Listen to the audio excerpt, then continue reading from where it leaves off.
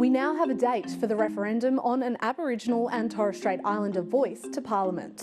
October 14th has been announced as the date when Australia will vote on whether to establish an Aboriginal and Torres Strait Islander voice. It's not long until Australia heads to the polls, and both the yes and no camps will be looking to secure your vote. So what are their arguments? Let's start with the case for the voice. There are a lot of different groups working together to try and get a yes vote over the line. They include the Uluru Dialogues, the same people behind the Statement from the Heart that put forward the Voice, Treaty and Truth proposal, the official campaign group Yes23, the federal government led by Prime Minister Anthony Albanese, and all of the state and territory governments too.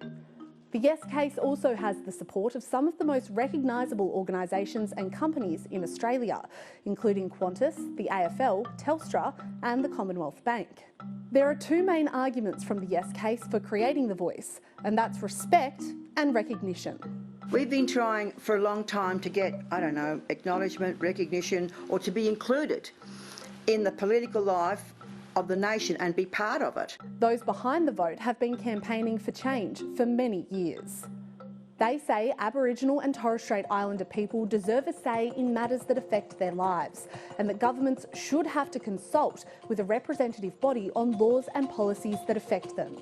The Yes camp say Aboriginal and Torres Strait Islander people should be recognised in the Constitution, and believe it's no longer acceptable for Australia to be one of the only colonised countries in the world that does not recognise Indigenous people in its founding document.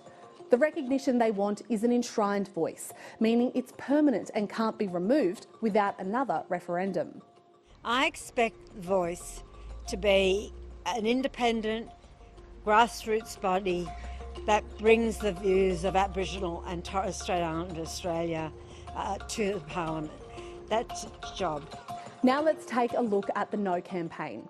The biggest No campaign is backed by the conservative lobby group Advance under the banner of Australians for Unity.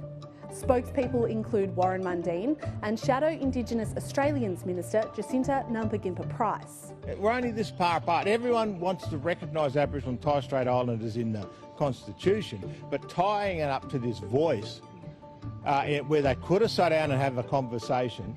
Other supporters of the No case include the federal opposition, including Liberal Party leader Peter Dutton and Nationals leader David Littleproud. The No campaign has several different arguments against the Voice to Parliament proposal. They see the voice as divisive, and they don't want to see the Constitution change because they believe it could create the opportunity for legal challenges in the High Court. They also want to see the legislation that would govern the voice before Australia votes on whether to create it. If Australians have buyer's remorse, the Voice comes with a no returns policy.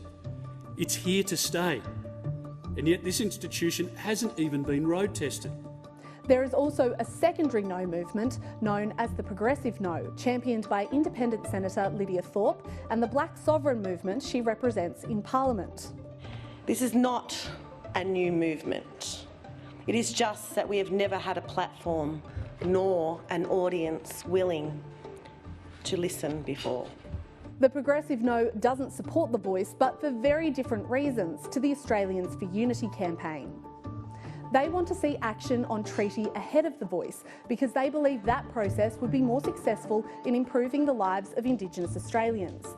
And they believe the Voice proposal doesn't go far enough because it will be advisory only and won't have any kind of veto power. So there you have the main reasons both these campaigns will be chasing your vote. Expect to see a lot from both sides as the country heads towards the first referendum in over 20 years.